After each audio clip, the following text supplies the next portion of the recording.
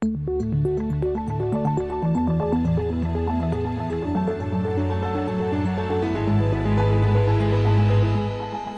This Morning.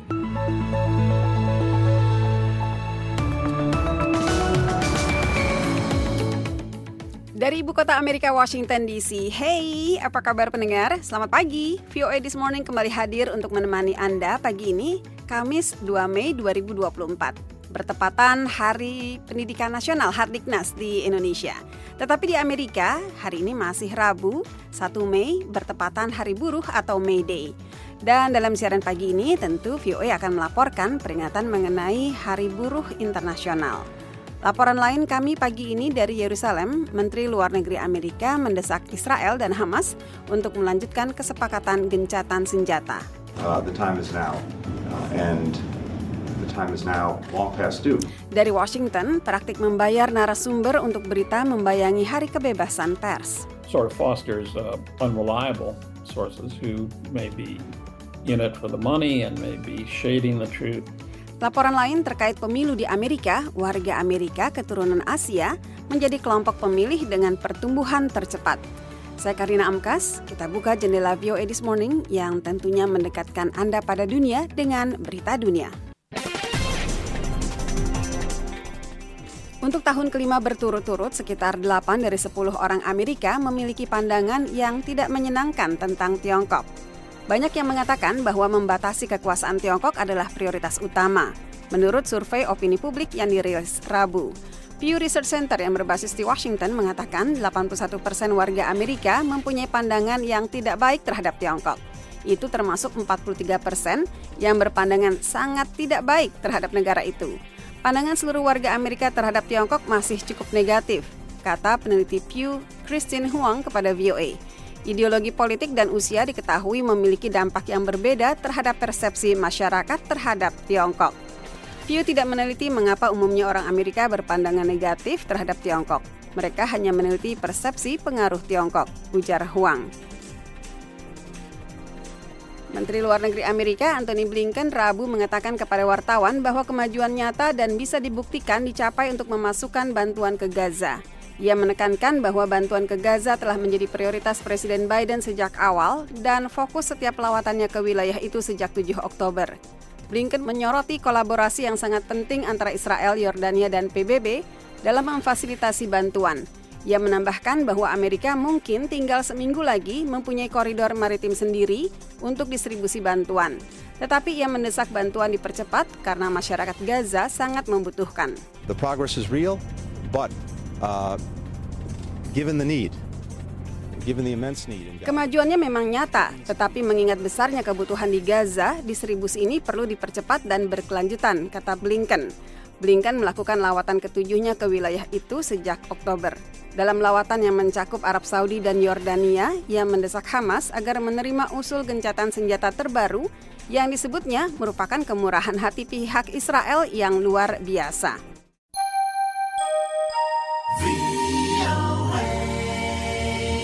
Presiden Kolombia Gustavo Petro Rabu mengatakan pada pawai tahunan Hari Buruh Internasional atau May Day bahwa ia akan memutus hubungan diplomatik dengan Israel. Ia mengutip tindakan Israel di Gaza sebagai alasan. Por tener un gobierno, por tener un presidente. Karena mereka mempunyai pemerintahan, memiliki presiden yang melakukan genosida. Saya percaya bahwa saat ini seluruh umat manusia, jutaan orang yang turun ke jalan-jalan, setuju dengan kita. Dan kita setuju dengan mereka. Jika Palestina mati, maka umat manusia akan mati dan kita tidak akan membiarkannya mati karena kita tidak akan membiarkan umat manusia mati, kata Gustavo Petro. Pendukungnya dan para pekerja berbaris melintasi pusat kota Bogota untuk memperingati Hari Buruh dan mendukung reformasi presiden. Presiden sayap kiri itu mengkritik keras Perdana Menteri Israel Benjamin Netanyahu. Ia akan bergabung dengan Afrika Selatan, mengajukan kasus ke Mahkamah Internasional, menuduh Israel melakukan genosida. World Central Kitchen, WCK, kembali beroperasi di jalur Gaza sebulan setelah 7 pekerja badan amal yang berbasis di Amerika tersebut tewas dalam serangan udara Israel. Salah satu keluarga pengungsi di Deir al-Balah mengaku lega menerima makanan dari WCK. أما المطبخ هذا هو بوفر لي الغداء لأطفالي والكابونات وبيساعدني Dapur WCK ini menyediakan makanan untuk anak-anak saya dan membantu saya. Ini menghilangkan tekanan dari saya secara psikologis dan finansial, kata Ian Makat yang makan bersama keluarganya. Tewasnya 7 pekerja WCK pada 1 April memicu kecaman luas, termasuk dari sekutu Israel, Amerika. Mereka menuntut Israel memberi penjelasan. WCK menuntut penyelidikan independen.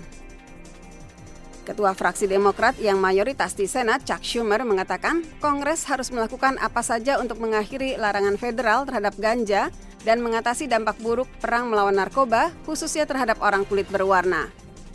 Our bill if passed would close the door on an outdated and harmful way of thinking at the federal level. Rancangan undang-undang ini jika disahkan akan menutup kemungkinan cara berpikir yang ketinggalan zaman dan berbahaya di tingkat federal, sekaligus memungkinkan terjadinya reformasi dan peraturan yang masuk akal, kata Schumer.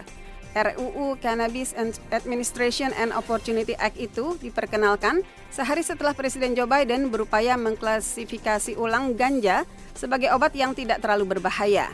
Badan Pemberantasan Narkoba Amerika atau Drug Enforcement Administration, DEA, mengusulkan agar pemerintah mengakui penggunaan ganja untuk medis dan bahwa potensi penyalahgunaan ganja lebih kecil dibandingkan dengan sebagian obat-obatan paling berbahaya di negara ini.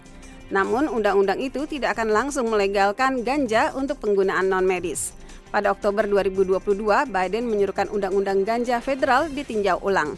Demikian Berita Dunia, VOA, Washington.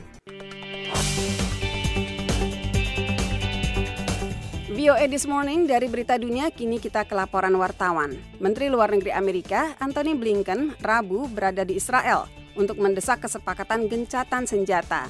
Ia mengatakan, sekaranglah waktunya. Sementara Israel membuka kembali penyeberangan untuk memungkinkan bantuan mengalir ke jalur Gaza Utara. The time is now, and the time is now long past due. Blinken menyapa keluarga-keluarga para sandera Israel yang ditahan di Gaza yang melakukan protes di luar lokasi pertemuannya dengan Presiden Israel dan mengatakan kepada mereka bahwa membebaskan orang-orang yang mereka cintai merupakan inti dari segala sesuatu yang sedang diupayakan. Dalam kunjungannya yang ke-7 sejak perang terbaru antara Israel dan Hamas meletus pada bulan Oktober lalu, Blinken berusaha untuk mendorong gencatan senjata yang akan membebaskan para sandera yang ditahan oleh Hamas dengan imbalan penghentian pertempuran dan pengiriman makanan, obat-obatan, serta air yang sangat dibutuhkan ke Gaza.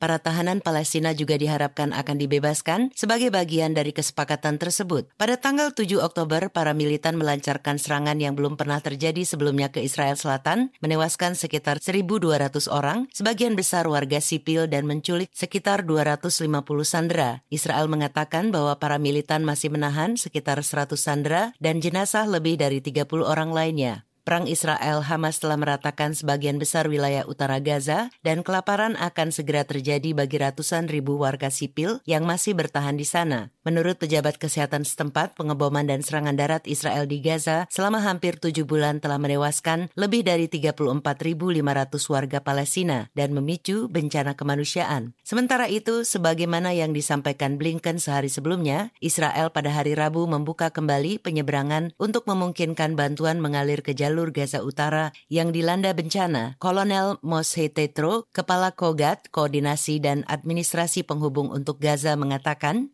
This is the first day that we reopened Erez Crossing for a robust and continuous route. Ini hari pertama kami membuka kembali penyeberangan Erez sebagai rute kuat dan berkelanjutan untuk memasukkan bantuan kemanusiaan ke Gaza. Seperti yang Anda lihat di belakang saya. Itu adalah truk-truk pertama yang datang ke sini hari ini dari Yordania dan kami akan terus mengoperasikan penyeberangan ini. Mudah-mudahan setiap hari. Amerika telah menekan Israel agar berbuat lebih banyak untuk mengizinkan bantuan kemanusiaan masuk ke Gaza, terutama di bagian utara yang hancur. Organisasi-organisasi bantuan internasional telah melaporkan bencana kemanusiaan yang meluas dan memperingatkan bahwa ratusan ribu orang di Gaza Utara menghadapi resiko kelaparan. Sebelum serangan Hamas pada 7 Oktober lalu, Erez berfungsi sebagai tempat penyeberangan penumpang bagi warga Palestina termasuk pasien medis, pekerja, dan pelancong yang keluar masuk Gaza. Penyeberangan tersebut rusak parah dalam serangan 7 Oktober dan telah ditutup sejak saat itu. Saya Made Yoni, VOA. VOA This Morning, kita beralih ke Washington DC untuk laporan kedua. Menurut Pew Research Center, warga Amerika keturunan Asia adalah kelompok pemilih dengan pertumbuhan tercepat di Amerika. Pertumbuhan itu membuat mereka menjadi fokus utama kedua kandidat presiden, petahana Joe Biden dan pesaingnya Donald Trump. Kajian Pew Research Center menunjukkan jumlah pemilih Amerika keturunan Asia dalam Pilpres kali ini 2 juta lebih banyak dibandingkan saat Joe Biden dan Donald Trump bersaing pertama kalinya 4 tahun lalu. Aktivis pemilu dari komunitas Asian Pacific Islander American Vote, Kristen Chen, mengatakan peningkatan tersebut membuat mereka menjadi kekuatan suara yang dapat menjadi pembeda antara Biden dan Trump dalam pemilihan yang ketat, termasuk di negara bagian Arizona, Georgia, dan Nevada.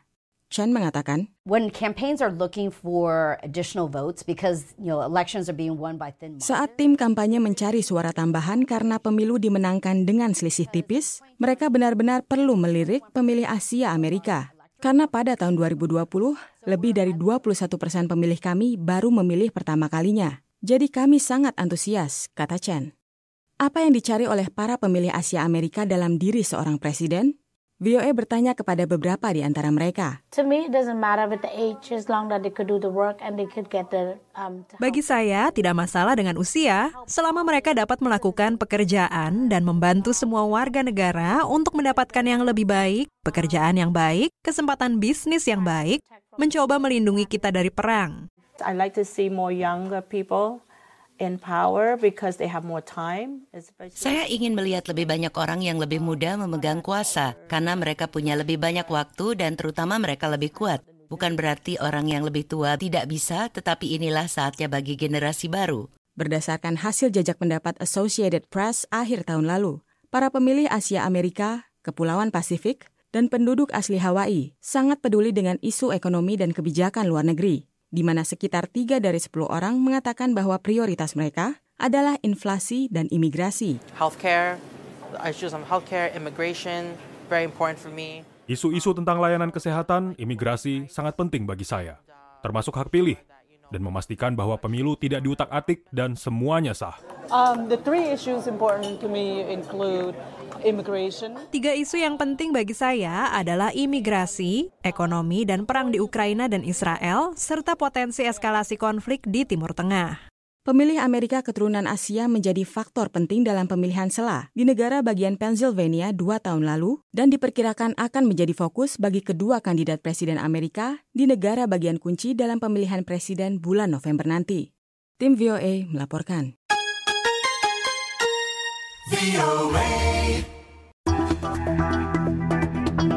VOA This Morning, dalam sidang pengadilan terhadap mantan Presiden Donald Trump di New York, seorang mantan penerbit tabloid memberi kesaksian tentang upayanya membantu Trump yang ketika itu menjadi kandidat presiden.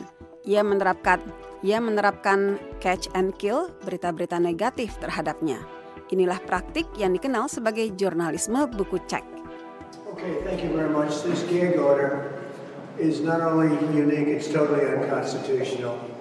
I'm the Republican candidate for President of the United States. Donald Trump has been fined $9,000 and held in contempt in his hush money trial in New York City. Former National Enquirer publisher David Pecker was on the witness stand at Donald Trump's criminal hush money trial. Pendengar, para wartawan berkumpul di luar gedung pengadilan New York di mana para juri mendengarkan kesaksian dalam persidangan mantan Presiden Donald Trump atas 34 dakwaan tindak pidana pemalsuan informasi.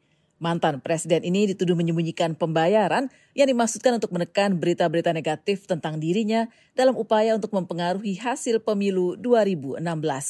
Mantan Pembret National Enquirer David Pecker mengatakan, among the many things wrong with it is that it sort of fosters unreliable sources who may be in it for the money and maybe. Di antara banyak hal yang salah dengan praktik jurnalisme buku cek itu, seperti memupuk sumber-sumber yang tidak dapat diandalkan dan dibayar, dan mungkin menutupi kebenaran, atau dalam beberapa kasus hanya mengada-ada. Di Amerika dan Inggris, praktek jurnalisme buku cek ini merupakan hal yang biasa. Tapi di negara-negara lain, praktek ini merupakan bentuk suap atau upaya mempengaruhi pemberitaan. The Society of Professional Journalists menyarankan para anggotanya untuk berhati-hati terhadap narasumber yang menawarkan uang. Pedoman umum VOA sendiri dengan tegas mengkategorikan praktek itu sebagai pelanggaran etika jurnalistik. Senior Director of Media Relations for the News Literacy Project, Christina Vega, mengatakan, We don't want people to become cynical about news sources. Kami tidak ingin orang menjadi sinis terhadap sumber berita. Kami ingin mereka memahami bahwa organisasi berita yang kredibel tidak akan membayar narasumber atau cerita, karena hal itu dapat memengaruhi keakuratan laporan mereka. Membayar narasumber untuk kerja jurnalistik umumnya dinilai sebagai masalah etika. Asosiasi-asosiasi seperti International Federation of Journalists atau IFJ memperjuangkan gaji yang lebih tinggi bagi para wartawan untuk menghindari iming-iming uang demi konten. Hal lain yang mengkhawatirkan dari praktek ini adalah hilangnya objektivitas dan pada akhirnya hilangnya kepercayaan dari audiens. Kembali Christina Vega. The aim of journalism is to produce fair, accurate, useful information. Tujuan jurnalisme adalah untuk menghasilkan informasi yang adil, akurat, dan berguna. Dan begitu Anda mulai membayar narasumber, maka hal itu akan menjadi keruh. Ketika kasus kriminal Trump yang pertama bergerak maju, di mana mantan presiden itu menyangkal 34 tuduhan terhadapnya atas pemalsuan catatan bisnis, ruang sidang menyoroti masalah etika media yang suram ini. Demikian laporan tim VOA.